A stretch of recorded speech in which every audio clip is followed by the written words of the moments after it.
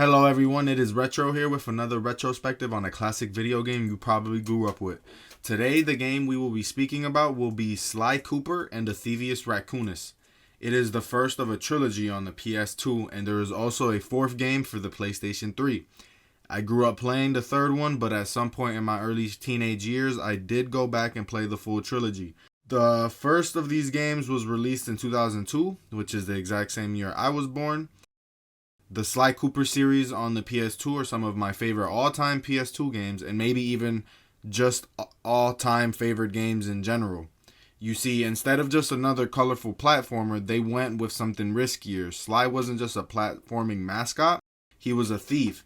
His game wasn't about bashing crates or collecting orbs like other games. It was about sneaking around, using shadows, and pulling off heists.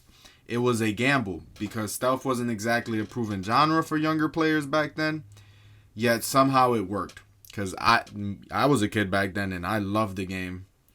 Quick side note, the first cat I got was adopted, so I kept her original name and did not change it, but when I got my second cat, he was just a tiny kitten with no name, so I ended up naming him after Sly Cooper, so that's kind of how much of an effect that this video game series has lingered in my head, you know what I mean? We call him Sly for short, but technically my cat's full name is Sly Silverfang Thievius Raccoonus Cooper. So yeah, there's a little fact about my cat. But moving on now. The whole trilogy in itself can be technically deemed underrated, but the third game of the trilogy was indeed popular enough to have a greatest hits version of the game release as well. I also checked after I wrote my script that the original Thievius Raccoonus game also had a greatest hits. So there we go. But yeah, we will talk about the third game when we get to it in its own separate video. This video is speaking only on the first one and will basically show us where the story of Sly Cooper all started. This is part one of a three-parter, so stay tuned for future videos as well. Without further ado, I welcome you to a classic retrospective on Sly Cooper and the Thievius Raccoonus.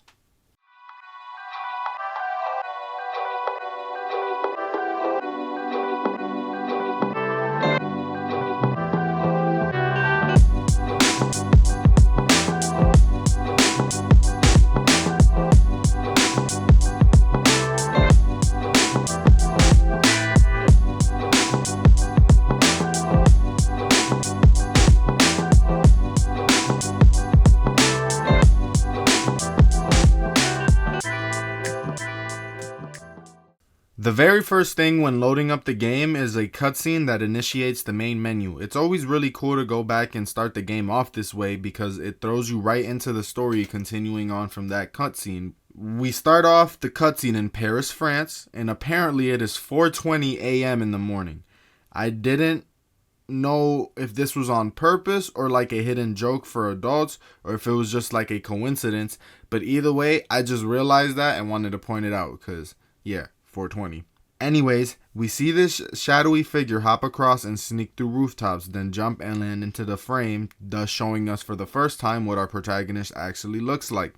As soon as you press the start button, you get the first dialogue between Sly Cooper the raccoon on the right and Bentley the turtle who is on the left. It is a quick briefing of the mission we are going to embark on. This whole section is like a prologue of sorts, but like I mentioned earlier, it throws you right into this. Bentley and I speak about how we are going to break into the police headquarters, so Bentley then proceeds to give us all the essential information we need. We are then quickly introduced to the third main character, Murray the Hippo. He is our getaway driver. He's the owner of the van that we used to get away. We hang up our fancy video chatting goggles, which are actually called the binocucoms, and I'm pretty sure they are an invention of Bentley's. So yeah, we hang that up and we proceed to the start of the prologue. This prologue is not only used as a way to start the story, but also is a quick tutorial on how to interact with the environment and how to control an attack with Sly himself. As Bentley mentions here, to sense thieving opportunities, which manifest themselves as unexplainable blue auras. Sly's the raccoon. According to my research, all you have to do is get near them and hold down the circle button, and you should perform a super sneaky master thief move. If one is a master raccoon thief, they can interact with these shiny blue sparkles throughout the map. which use various sneaky and thief-like techniques to get through levels. We then proceed forward in a very cinematic breaking and entering scene where we have to go through a vent, jump downwards, infiltrating the police headquarters while at the same time avoiding these laser beams. We land, destroy the alarm while being guided by Bentley. Then we make our way to Carmelita Fox's office, which is where we need to go. Carmelita Fox has not formally been introduced yet, but all I would say is she is obviously not on our side. We make it to her office and conveniently find a way in which we can sneak into the office.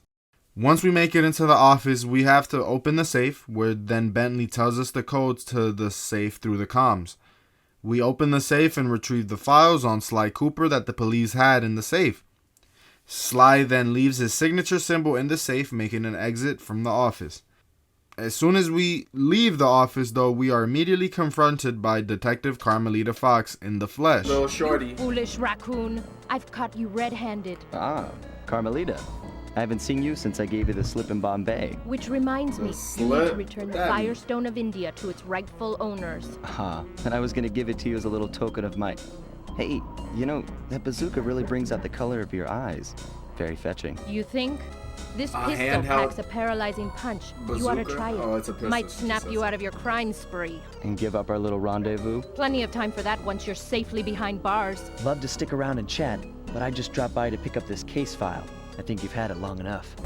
We then have to platform and make our hasty escape as Miss Carmelita Fox is shooting her electric shock pistols at us. We then make it back to the van where we get a nice narrated 2D cutscene by the man Sly Cooper himself. These cutscenes help transition the main acts of the story, so I will show you most, if not all of them. Here you go. Once again, my gang and I had given Inspector Carmelita Fox the slip. I was surprised to see how well she took it. Finally, the secret police file I'd been searching for all these years. With this, I could avenge my family and regain possession of our most valued treasure. Before we continue, I want to mention that I have not brought up a backstory yet because Sly explains his surprisingly dark backstory a lot better himself. It all began when I was just a kid, bouncing on my father's knee. You see, I come from a long line of master thieves who kept all their secrets of sneaking and stealing in an ancient book. The Thievius Raccoonus. Anyone who read it learned to be especially sneaky, which is why we specialize in stealing from criminals. After all, there's no honor, no challenge, no fun stealing from ordinary people. You rip off a master criminal, and you know you're a master thief. Well, on the night I was supposed to inherit the book, 5 visitors came unannounced to our door.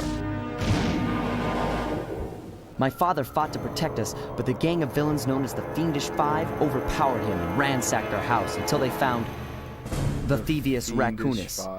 Our family's manual of thieving greatness fell into their filthy hands. They tore the book into 5 pieces and split it up, each villain disappearing to the farthest corners of the world to commit dastardly crimes. Broken alone, I was dumped at the town orphanage. There I met 2 guys who became my lifelong buddies and trusted crew. Bentley, techno genius and strategist supreme, Brothers from and other Murray, mothers. part-time driver and full-time burden. Together we pledged to track down the Fiendish Five, avenge my father, and steal back the Thievius Raccoonus. I knew I was about to face the toughest test of my life. On this mission, I would either become a master thief like my ancestors before me, or fail and allow my family name to bite the dust. So as Sly mentioned, we are avenging and trying to steal back what rightfully belongs to the Cooper family name. The missing pages to the Thievius Raccoonus. Our main hub and world select is in Murray's van, which is also basically their base of operations as a crew. Bentley has already tracked down the first person who has taken one of the pages, which we then get a cutscene introducing us into the first real mission. Straight into the mission. The road trip gave me the time I needed to study up on Sir Raleigh the Frog. As a young man, this hot-tempered frog grew bored of his life of luxury and privilege. On a whim, he tried his hand at a bit of piracy and found it to his liking. Raleigh, who quickly became addicted to crime, was brought into the Fiendish Five as chief machinist, where his evil tinkering genius rose to new heights. The last reported sighting of this mad machinist was off the soggy coast of the Isle o' Wrath, a small island uncomfortably situated in the middle of the perilous Welsh Triangle.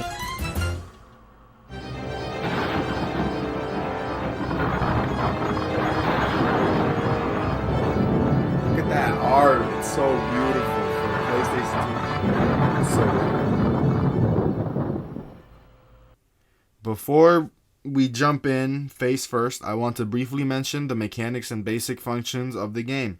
At first glance, it is a platformer, yes, but you're jumping through gaps, collecting coins, exploring levels, all of that.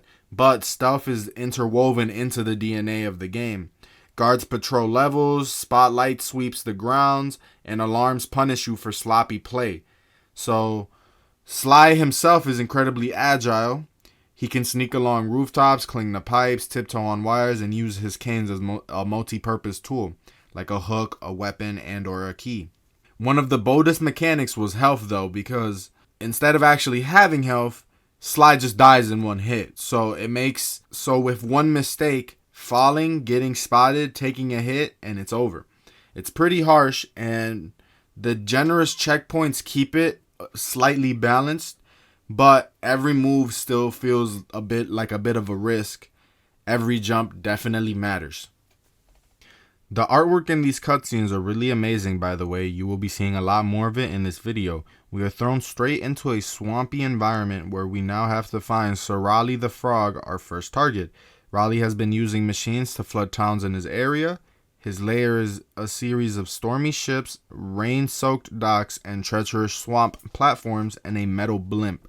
The early stages introduce the fundamentals, sneaking past spotlights, tiptoeing along the pipes, using Sly's cane to latch on the hooks, etc., etc. This is also where you begin finding vaults hidden in each level. Collect enough clue bottles, a Bentley cracks the code, and you unlock new techniques from the Thievius Raccoonus. I was playing more for the plot, so I didn't eventually manage to grab every single clue in each level, unfortunately. But they aren't essential to the plot. They're like side quests for extra techniques and moves. We are introduced to the basic layout of how each world would work, with there being a main hub with different portals that lead to a different section. Each section is its own quick level, retrieving the key needed in order to move on to the next section. It reminds me a bit of the Crash Bandicoot games. Once you beat each section and collect each key, you will always go to the next phase of the plan, which in turn involves more platforming, more sneaking, and a lot more keys. It's not always the same, as some of the levels are these fun little mini games you compete in order to collect the keys, which are somewhat a good refresher here and there from the platforming. Each section definitely has its own charm and relevance to the main story, so it always keeps you engaged. At the end of each world, you will fight the boss, which will heavily rely on your use of the skills that you have learned up to this point, and remembering the boss patterns as well, because each boss has their own phases and patterns.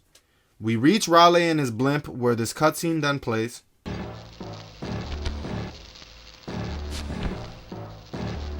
How delightful! We have a guest. The only thing is, I hate unexpected guests! Listen, Raleigh, wipe up my family and steal what's mine? You better expect company. Oh, I'm ever so sorry. How sloppy of me not to finish the job. Obviously, we should have snuffed you out as well. So, without further ado, I feel like y'all would have snuffed him out if y'all knew he was exploding to gargantuan size and squashing you like the insignificant bug that you are. Bring it on.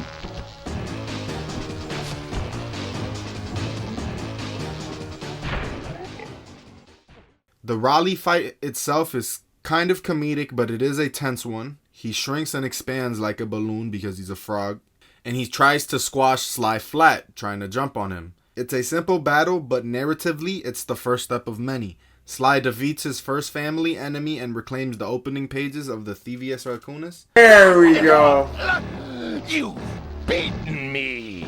Well, gloat all you want, Sly Cooper. You're no match for Mugshot, my villainous cohort in Utah. You will see. Mesa City is so well guarded, a snake couldn't slither in without setting off alarms. Did he just die? Raleigh's section of the Thievius Raccoonus held detailed instructions on how to perform my ancestor Ryoichi Cooper's ninja spire jump. A technique he developed while sneaking into the thickly fortified castles of feudal Japan. Finding a way off Raleigh's boat got a little tricky with the untimely arrival of Inspector Fox, who, failing to find me, busted Raleigh and his crew. Hot chick with With the gun storm bust. machine Oh, out I of didn't see commission, the thing. boats found their way back onto the ocean, and the mystery of the Welsh Triangle faded from memory. My gang and I loafed around England for a while, enjoying the pleasant weather, and then headed back home, excited for our next heist.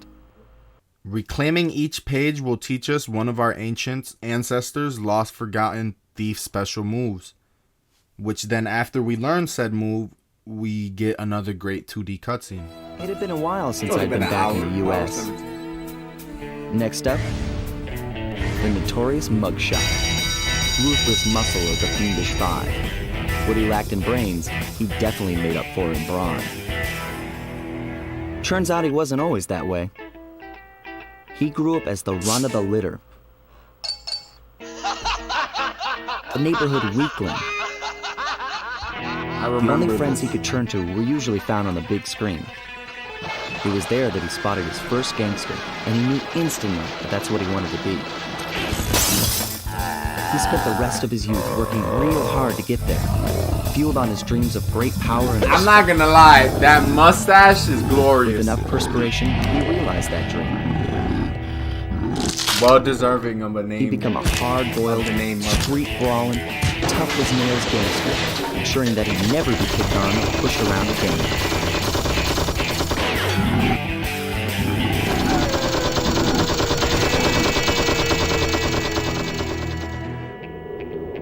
So he's holed up in Mesa City, huh? I've always wanted to go to that thriving American boom town. Mesa City sounds like a Mexican city, not like no damn American city. Or maybe it's like Texas. We head to the deserts of Mesa City. The next target is Mugshot, a bulldog mobster built like a tank who has taken over a casino in the area. His backstory is kind of cartoonish. Now he runs crime through gambling dens and intimidation. Well, this Mugshot certainly isn't shy. Okay, so we know he's here somewhere, but how are we supposed to find him? Mesa City is a big place. Given that he's a bulldog, it seems only reasonable to assume that he'd choose to live in a giant fire hydrant. That's some sound logic, Sly. Now you just need to find a way to break into the building's base. Oh, I'm sure I'll think of something. These levels ooze personality. Neon lights flicker over rooftops and giant casino machines become platforms. Sly sneaks through back alleys, disables alarms in hotel lobbies, and dodges spotlights in gaudy casino halls. The jazz-inspired soundtrack amps up the noir atmosphere. It's as much a gangster movie parody as a heist story, considering both perspectives. Mugshot's world emphasizes verticality and timing. Guards with guns force you to stay in the shadows, and many levels push you to master Sly's agility, rope walking, wall clinging, and darting across high beams. After a few more variety of missions, including a race with Murray's van, another one where we have to protect Murray, and even another interruption and some chase action from Miss Carmelita herself. Well, look who just walked into my crosshairs. Sly Cooper. About time you showed up, Miss Fox. Was getting worried about you. Thought you took a wrong turn somewhere back in Paris. The only one making wrong turns is you, Sly. I'd suggest you surrender before I paralyze you with my good friend, the shock pistol. Now see, a girl whose best friend's a firearm's got issues. A little dinner, a little dancing. I think I can help you out. Sounds romantic, as long as you don't mind dining in jail. Nah, I hear the service is lousy. Once I catch you, you'll know for yourself. I'm gonna hunt you down, Cooper. You can't run forever. We then finally make it to Mugshot, the boss wannabe gangster himself. Yes. What? My boys have been yapping about some big mysterious dude running around cracking skulls and this is it? You're the monkey wrench in my operation? Some scrawny rat with a stick. Hey, wait a second. Raccoon. I seen that stick before. Maybe when my father knocked your block off with it. Your father? Wow! You're a Cooper? You know that Thievius Raccoonus had a lot of nice pictures, but way too many big words. So you don't mind just handing it over? What, are you kidding? You break into my place, steal my stuff, trash the joint. I feel transgressed and violated. Let's rock! Transgressed and violated. This motherfucker walks on his knuckles? The boss fight is memorable. Mugshot with his dual machine guns fires across the arena. Sly can't hit him directly, but instead, he must use the mirrors in the room to reflect the shots back at him. It's clever, it's stylish, and it shows how each villain fight isn't just about brute force, but using your actual brain and the environment around you. When Mugshot collapses in defeat... This is impossible! Oh, he took 3 shots? A little pipsqueak like you, beating a big, strong bruiser like me? It ain't right! You want all of that stupid picture book? You're gonna have to go down to Haiti and cross paths with Miss Ruby. And then believe you me, you don't want to be you. Sly claims the page, learns another new thief skill while Bentley and Murray celebrate in the van. That's 2 villains down, 3 to go. Mugshot's section of the Thievius Raccoonus contained an entry from my gunslinging ancestor, Tennessee Kid Cooper. His specialty was the rail walk and rail slide, moves perfected through a lifetime of theft in the Old West. Getting out of town proved to be a little more challenging than getting in. Having just missed us, Inspector Fox went for the next best thing and dragged that canine steroid case off to jail. That was the end of Mugshot's gambling empire, and Mesa City's citizens soon returned home. Next stop, Haiti, the swampy domain of Miss Ruby, a crocodile who dabbles in dark voodoo magic. Her backstory... The third member of the Fiendish Five was the infamous voodoo priestess, Miss Ruby. Born into a family of mystics, other children found her scary. Teaching herself to summon the undead provided what few friends she had. A career in crime allowed an adult Ms. Ruby to punish the world for fearing her as a child. Chief mystic for the Fiendish Five, her powers allowed them to break both the laws of man and nature at the same time. Yet despite the whirlwind success of her youth, she managed to slip into obscurity. Last known sightings claim she headed out of civilization and deep into the Haitian jungle. Deep into the Haitian jungle.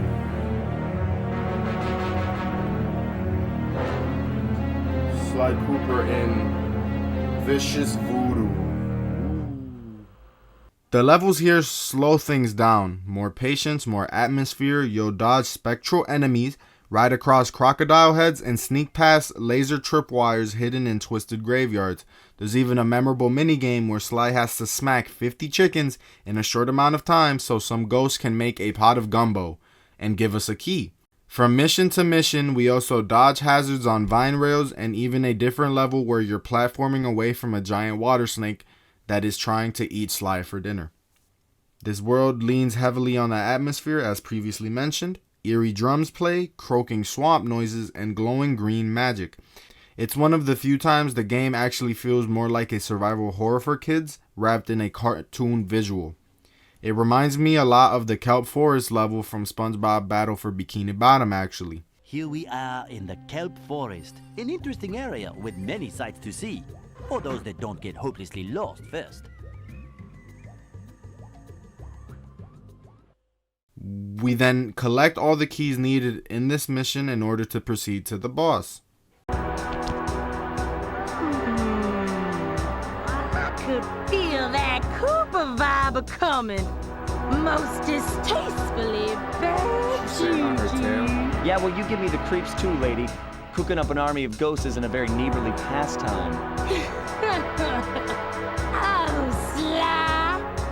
I see your mouth a-moving, but all I hear is blah, blah, blah. The lip syncing is great. I so sarcastic. If jaws need to flap, then let them flap. See you in the next world, Sly Cooper. The boss fight is a full rhythm-based duel. Miss Ruby chants spells while you platform towards her. Once you reach her, she gives us a challenge where we now have to avoid her attacks to her rhythm while we make our way towards her in order to damage her. Much? Just a little game I like to play with all my annoying guests. I want to see how well you pay attention. What do you mean? Well, Oh, I know what's about to happen. I'll unleash my mighty mojo magic upon you. If you repeat what I do, you'll dodge it just fine. If not, you'll get zapped. A little voodoo, Simon Says, huh? Sounds easy enough. It's divisive. Some players loved it, others found it frustrating. I was more somewhat down the middle, but it's undeniably unique. After 3 phases, Sly defeats her, thus earning us another page of the book where we learn a brand new ancient special move. I think we just beat her. Certainly got some rhythm, Raccoon. We do got rhythm But it in this won't bitch. help I play the you drums in none real if life. you're fixing to go after the Panda King. He's tough, with a capital T. You go poking around his stronghold in China, you're likely to get The poked Panda back. King. Yeah, well, if he's anything like the rest of you, I think I'll manage. Word, bro. Ms. You done Ruby's defeated- section of the Thievius Raccoonus held notes from my pioneering ancestor, Slyton Common. His invisibility technique allowed him to steal from corrupt pharaohs and greedy noblemen. Right on schedule, Inspector Fox's arrival cued my exit. The production of zombies, made illegal in the World Peace Accord of 71, earned Ms. Ruby a life sentence behind bars. While the gang and I enjoyed a few weeks in the tropical sunshine, working on our tans in preparation for our next caper. By now, his moveset is really filling out. He's not just a thief with a cane anymore, he's becoming a true master. From swamp to snow, the journey continues to the icy mountains of China where the Panda King reigns. The road trip gave me the time I needed to study up on the Panda King. The Panda King. Glad I remember his name after all these. Born penniless, he was fascinated by the fireworks rich noblemen set off every New Year's. He spent a decade learning the art. But when he tried to offer his fireworks to the noblemen, they couldn't see past his shabby clothes and chased him away. Humiliated, the Panda King took revenge on those who shunned him by using the very tools of his art for crime. The Fiendish Five recruited him as their demolitions expert, and from then on, his explosive touch became feared worldwide. He's rumored to be perfecting some new firework technique high in the unstable The Kunlun backstory mountains is of fire, western though. China. But the music bump.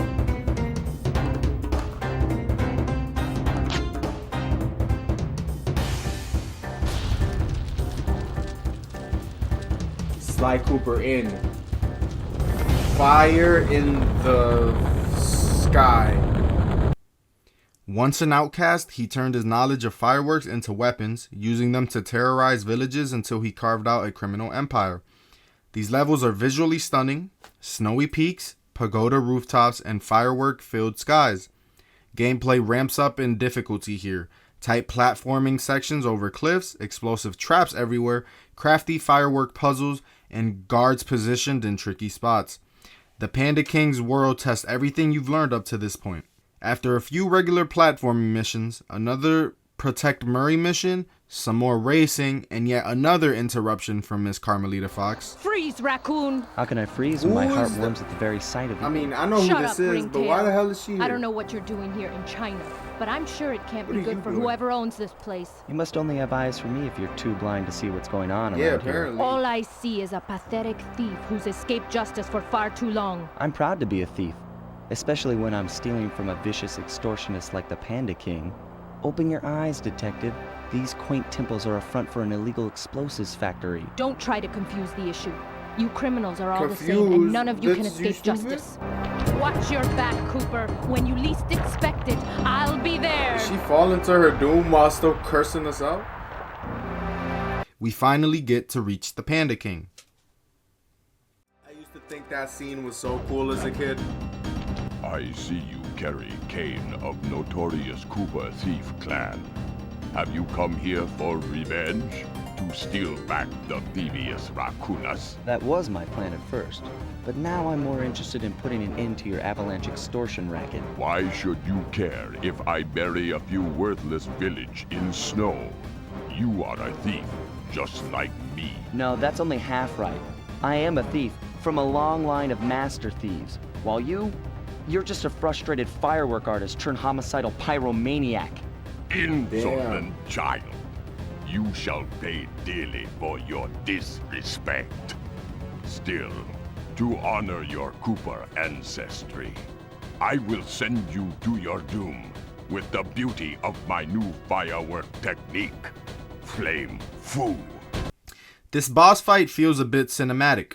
The Panda King launches fire barrages in patterns that Sly must dodge. They're waves of projectiles that fill the screen. It's less about stealth and more about reflexes for sure, but it cements the escalation of the journey up to this point. We won't hold back. After getting used to his patterns and taking him down, only one foe remains. You're skilled with that. Sly, Kane is I unparalleled. did a cross-analysis of the metal used in that high-tech blasting vehicle, and it turns out it can only be found in one place. The Krakatoa volcano in Russia. That's got to be where we'll find the 5th member of the Fiendish Five. So get what you came for and let's get out of here. Retrieving the Panda King section of the Thievius Raccoonus gave me a chance to learn about my technically minded ancestor, Otto Van Cooper. Not known for his physical dexterity, Otto relied on vehicles to aid him in his criminal endeavors. Armed with his designs, I was sure Murray would be able to make some cool modifications to the team van. Oh, so this is like an upgrade to the team van instead of an actual move that Sly learned? A frustrated Inspector Fox, having missed me coming down the mountain, threw the Always Panda King missing. in jail, She wants that raccoon thus putting an deal. end to his avalanche protection raccoon services D. and ensuring the safety of mountain Shout out to villages that throughout sheep. China. My gang and I took a little time off and did some shopping in Hong Kong. Thoroughly relaxed, we headed home to plan our next move.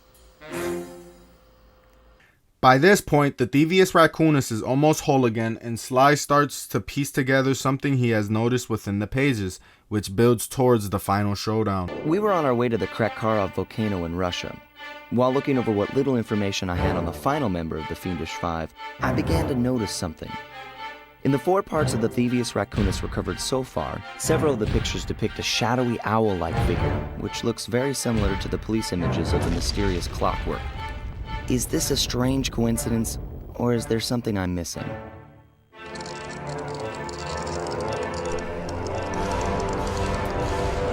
Sly Cooper in the cold heart of hate. Ah, yes. And then we arrive at the climax. We reach the volcanic layer of Clockwork. The final level is a multi-staged one, and it is very tense.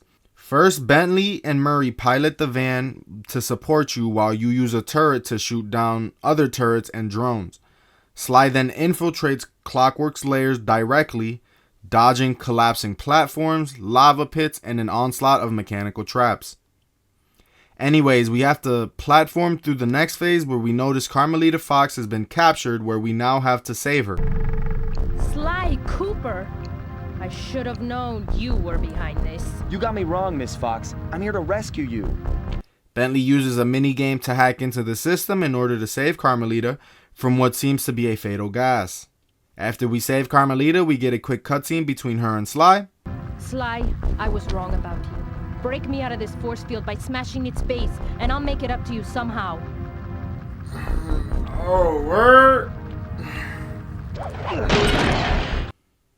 Carmelita and Sly join forces for the time, while he makes his way up to the main objective. Clockwork himself, of course. I don't get it, Cooper. I've hunted you for years, tried to throw you behind bars, but when you get a chance to leave me in a cage, you set me free. Why? Carmelita, we may be on opposite sides of the law, but you're not my enemy. Now, the homicidal robotic owl that built this death ray and nearly gassed us to death, that guy's on my list. I see your point. All right. Until Clockwork and his evil schemes are destroyed, I suggest we work together. Together at last. Sir. Motherfucker took his... Wait, I need that cane. It's been in my family for generations. Don't worry, Ringtail. I'll cover you while you get it back. If you can, make your way to the top of the death ray. I stashed my jetpack there before Clockwork nabbed me. Jetpack? Oh my god, I forgot Hold about on. This truce is only temporary. Once we beat Clockwork, I'm coming after you. Really? Well, maybe I'll give you a 10-second head start. As Carmelita, we now have to protect Sly as he goes and recovers his cane. Once we do that, we go and platform upwards towards the giant structure holding onto the giant metal Clockwork body while it sinks into the lava. We make it up to a jetpack Carmelita left us, but Clockwork indeed did not fully disappear within the lava. The boss fight is epic for its time, that's for sure. It's 2002, remember that? Clockwork gives us a bit of insight as to why he is doing all of this. Sly! Behind you! Sly Cooper, you usurped my gas chamber and destroyed my death ray. Remarkable. You Coopers always find a way to beat me. Always? So that was you in the background of all those old pictures in the Thievius Raccoonus. How old are you? Perfection has no age. What? You're immortal? Revenge is the prime ingredient in the fountain of youth. I've kept myself alive for hundreds of years with a steady diet of jealousy and hate, awaiting the day. I mean, at least he has goals to say he's jealous. Sly! My missiles don't hurt him but seem to create holes in his armor. Shoot into the gaps I create! Clockwork then attacks in phases, circling in the skies, firing blasts which we have to avoid, and then swooping down in a attacking manner. You chip away at him while flying above volcanic platforms until you finally knock him into the lava. We platform over while he is still stuck in the lava, and then we deliver the finishing blow to his mechanical head. It took some tricky maneuvering. Oh my god. But I managed to snatch that last piece of the Thievius Raccoonus from Clockwork's claw. I had taken down each member of the Fiendish Five. Raleigh, Mugshot, Ms. Ruby, the Panda King, and finally Clockwork. I'd beaten them all one by one and reclaimed my birthright. Of course, there was no way I could have gotten here without the help of my pals. I know this hasn't been easy for them, yet they stuck with me through it all. Murray, boy, it took a lot of guts for him to get out in the field with me. I know he was scared, but he's got more heart than anyone I've ever known. And thank goodness for Bentley. Without his expertise, I'd have never found my way off that rooftop in Paris. But the ending isn't just a victory yet, because Carmelita then shows up arriving at the perfect moment. A guy couldn't ask for a better gang of friends. Who could ever forget the lovely Carmelita? Looks like we're not going to be friends anymore. Now that Clockwork's death ray is out of commission, we're back to playing cops and robbers. I thought for sure she was going to slap the handcuffs on me right then and there. But instead, she was true to her word and gave me that 10-second head start. 10, 9, 8, 7, 6, 5, 4, 3, 2,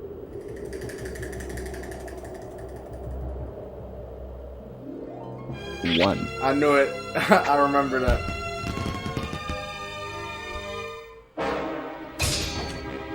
Oh, got her ass. Now you got more than 10 seconds. I felt bad leaving her stranded on that giant rock, but I knew it wouldn't be long before we'd see each other again. Thus reinforcing their complicated bond. But then after the credits, we cut to Clockwork's head floating in the lava, where it is insinuated that this isn't the last we will be hearing from him. See, the story doesn't end there. Oh, yeah, Murray, what you scared about? This is the end of the first of 3 games. Remember, since this is the first one, we don't know the whole story yet technically. So as we do Sly 2 and 3, we will learn more information pertaining to backstories and possible plot holes that may have been missed in this video. I do want to mention that after the credits rolled, that they showed another cutscene of Sly and the gang in Carmelita, but it was more in an anime-like art style, and it was in Japanese. I guess here is the clip for that for any of you who are curious and want to see it. いやー危なかった。ま、カルマリータちゃんには悪いけど、今回も俺様たちの勝ちだ。このデータファイルがあれば、父ちゃんの仇が撃てる。あれはまだ俺が子供の頃だ。よく父ちゃんの膝の上で遊んでたっけ。俺様の一族は代々伝わる義族の家系。そして受け継がれた技をまとめたのがこのラクーナの遺伝書。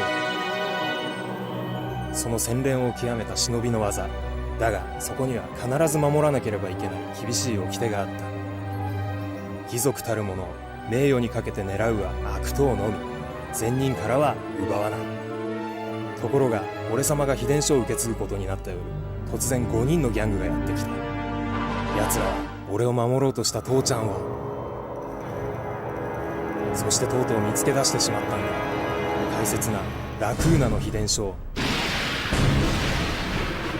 奴らは俺様の全てを奪いやがった。きっと中に書かれた技を使って悪いことをしでかすに違いねえ。そして俺様は一人ぼっち町の孤児院に入った。だがここで素晴らしい仲間に出会ったんだ。天才発明家、頼れる相棒ベント、そして食いしん坊でちょっとドジだがまあ憎めない弟分さ。仲間と一緒に俺様は父ちゃんの仇を討ち、そして秘伝書を取り返す。クーパーの名前に恥じない義族になれるか、それとも失敗してご先祖の顔に泥を塗るのか。さあ俺様たちの運命はどっちだ。 I think they made the animation more style, the animation more animated. This is the game that started one of the most iconic franchises of my childhood, and even though I loved it, it did not get its recognition until later in the series. But in time, we will get to that. I have been Retro here at the YouTube channel Retro Retrospective, and I thank anyone who made it this far. Like and subscribe if you were entertained at all and excited for more retrospectives, because plenty are on the way. I'm working hard and appreciate all the support. Until next time, peace.